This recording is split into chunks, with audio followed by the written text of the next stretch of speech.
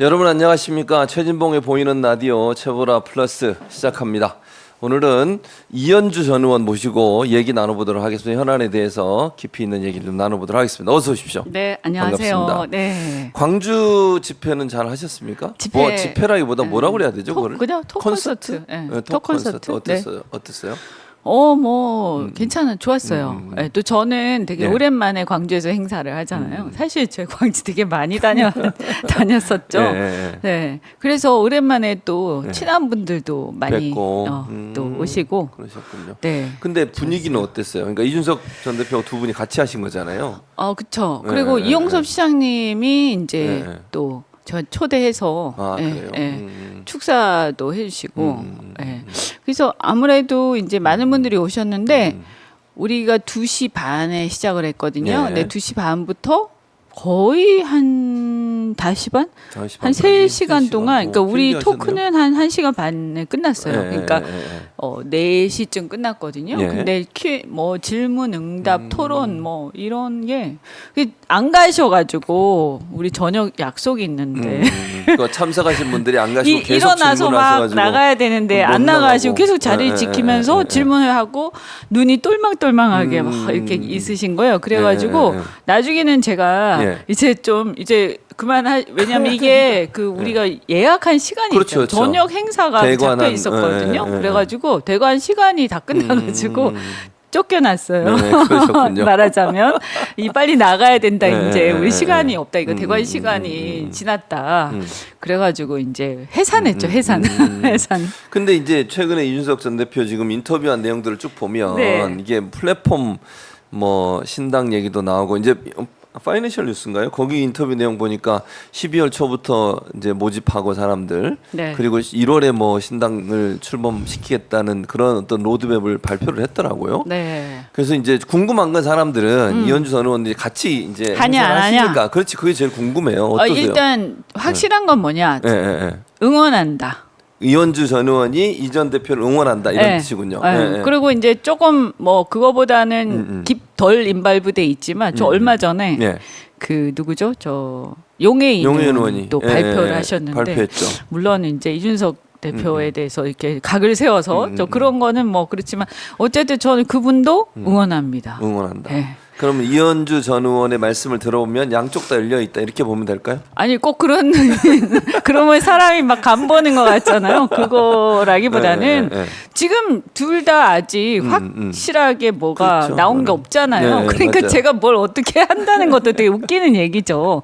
응원한다. 그리고 저는 세대 교체가 됐으면 좋겠다. 그리고 너무 두 당이 이제 시대에 착오적인 그런 상황이 계속되고 있고 생산적이지 못하기 때문에 저는 3당이 잘 되는 좀 이렇게 제대로 된 3당이 나오길 바라고 또 그 3당의 이제 주축이 좀 더 세대 교체가 되면서 어떤 정치의 변화를 추동하길 바라죠. 그게 뭐 제가 하면 좋고 또 제가 안 하더라도 그분들이 해야 된다고 저는 생각하죠. 사실 뭐 제 입장에서는 전 지금 이제 일단 국힘에서 아직 잘리진 않았어요. 아직까지. 네. 그런데 뭐 지금 이 상태라면 제가 여러 번 얘기했지만 국힘으로 나갈 가능성은 그렇죠. 없고 다만 뭐 아무 일도 안 일어났는데 제가 갑자기 나 국힘 탈당한다 이것도 웃기잖아요. 그렇죠. 그러니까 그냥 맞아요. 갖고 있는 거죠. 이준석 전 대표도 당원이잖아요. 네. 그런데 이제 사실상 만약에 제가 출마를 하거나 이번 총선에 만약에 활동을 한다면 만약에 활동을 안 하고 아무것도 안 하면 그냥 그대로 있겠지만 출마하겠다 또는 이번 총선 때 역할을 하겠다라고 결심하면 정리해야죠, 그거는. 근데 그게 이제 결정이 돼야 정리를 하는 거지. 아무것도 결정 안 되는데 막 나 뭐 한다 이러면 좀 약간 사람이 무서워 보일 수 있기 때문에. 그러면 이준석 전 대표하고 이렇게 토크 콘서트를 대구 광주 하셨는데 앞으로도 또 할 계획이 있으십니까?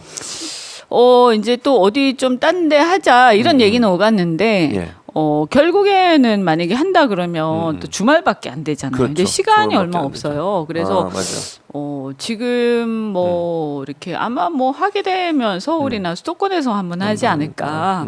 그리고 이제 약간 이런 포맷들이 약간은 이제 조금 또 많이 좀 진부해진 감이 있어서 변화를 줄 수 있으면 좀 그것도 변화를 주고. 근데 이제 이번에 보니까 이제 이미 이제 많이 했잖아요. 그래서 이게 이제 필요하다 싶으면 해야 되겠죠. 아직까지 그런데 결정이 된 건 아니에요. 결정된 그냥 건 한번 없고. 해볼까 뭐 네, 이런 네, 정도 이 얘기는 정도. 나눴었죠. 소통은 계속 하고 계시는 거예요, 이준석 전 대표하고? 그렇죠. 네. 네. 근데 이제 그러니까 일각에서는 이준석 전 대표 행보 자체가 너무 이게 본인만 계속 나가는 거 아닌가 쭉쭉 뭐 이런 이제 느낌이 있어요. 원래 좀 그런 스타일이죠. 그러니까 같이 어쨌든 같이 활동을 뭐 두 번의 톡 아, 예. 콘서트가 활동이라고 본다면 네. 그래서 반윤 소위 반윤의 네, 어떤 네. 기치를 들고서 새로운 어떤 정치 세력화 네. 이런 부분도 기대를 하신 분이 많을 텐데 아직까지는 그건 좀 지켜봐야 되겠네요. 그러면. 그거는 그렇죠. 그러니까 저도 제가 어떤 역할을 할지 또 하고 싶을지 이런 게 이제 그러니까 말하자면 이런 거죠. 응원하고 잘 되길 바라고 관찰 이게 그런 건 다 좋아요. 또 제가 뭐 출마 안 하더라도 저는 응원할 거예요. 그런데 만약에 제가 출마를 하고 제가 정치를 직접 한다 여기서 이 판에서 그거 좀 다른 문제죠. 그러면 예를 들어서 당을 같이 한다. 그러면 당을 같이 할 때 예를 들어 어떤 당이냐, 그죠? 정체성 뭐 이런 뭐 거 이준석 대표하고는 큰 뭐 그게 없는 것 같긴 한데 다른 분들 어떤 분들이 함께하느냐? 함께 하지? 그 다음에 예를 들면 이제 제가 또 굉장히 중요하게 생각하는 몇 가지가 있거든요. 예를 들어서 저는 뭐 좀 보수 성향이긴 하지만 그 사회 이렇게 정치적인 부분에서는 굉장히 뭐 급진적이라고 할 정도로 그러니까 민주당보다 제가 더 강력하잖아요. 특히 검찰 문제 이런 거에 대해서는 그래서 타협을 안 하거든요. 그 부분에서는 그래서 지난 문재인 정권 때도 검찰 문제에 대해서 제가 비판 많이 했었고 그러니까 예를 들어서 검찰 시대 끝내야 된다. 이 검찰과 관료가 중심이 되는 시대를 끝내야 되고 진정한 시민민주주의 시대로 가야 된다. 이런 부분에서 저는 굉장히 강력한 신념을 갖고 있는데 특히 이번 정권 들어서 그 문제가 저는 매우 중요하다고 생각하고 그거에 대해서 확실한 투쟁을 확실한 반기를 들겠다라고 생각하기 때문에 그래서 제가 윤석열 정권을 처음부터 비판을 한 거잖아요. 그런데 이제 그 부분에서 그러면 혹시 나하고 생각이 만약에 안 같으면 같이 할 수 없는 거지. 그거 조금 이제 고민해야 되는 부분이죠. 그러니까. 아니 이제 일각에서는 한동훈 장관 이제 얘기 연결해서 말씀을 드리면 이준석 전 대표가 윤석열 대통령 막 공격을 하고 비판을 하면서 한동훈 장관에 대해서는 비판을 안 한다. 그런 얘기가 있어요. 어떻게 보세요? 그러니까 이제 지켜보는 걸 텐데 저는 그거 명확하게 선을 그어야 된다 이렇게 생각합니다. 왜냐하면 저는 윤석열 대통령은 이미 사실은 어떻게 보면 권력에 이제 그 누수기에 들어갔다고 보고요. 사실 살아있는 권력이 아닌 권력에 대해서는 전 크게 관심이 없어요. 그런데 살아있는 권력도 이제 추락해서 거의 밑바닥으로 내려오면 저는 별로 관심이 없어요. 왜냐하면 그 사람이 국민의 삶에 큰 영향을 미치는 상황이 지나갔기 때문에 힘이 없으면 그죠? 그래서 이제 정치하는 사람들은 권력이 살아있을 때 그 권력을 견제하고 국민을 대표해서 뭔가를 계속 압박을 하는 거거든요. 그러면 지금 이 모양새를 가만히 보면 권력 교체기 내부적으로 들어간 건가? 이런 느낌이 좀 들잖아요. 그렇다면 그리고 그동안에 윤석열 정권의 그 배후 내지는 그 수하에서 똑같은 연대 책임이 있는 사람이 한동훈이라고 저는 생각을 해요. 그러니까 예컨대 인사 참사 굉장히 큰 문제잖아요. 근데 이 인사 참사의 가장 큰 책임자 저는 한동훈이라고 생각하고요. 물론 본인은 윤석열 대통령이지만 그래서 인사에 책임을 진 법무부가 그것을 형해화시켜 버렸잖아요. 그래서 이런 문제들 그다음에 이런 어떤 공포 정치로 가는 부분들 정치를 사법화시키는 것도 이거 전부 다 한동훈 장관의 책임입니다. 그죠?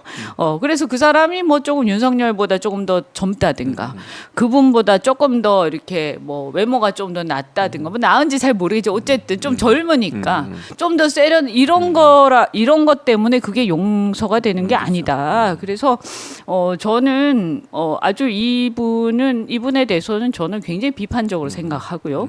무슨 낯짝으로 지금 나와서 설치냐? 윤석열 정권이 추락하게 된 가장 큰 책임자 중에 하나. 말하자면 옛날에 전두환 시대 장세동 같은 뭐 그런 사람 아닙니까? 그래서 이 점에 대해서는 명확한 인식이 있어야 되고 그 사람의 책임.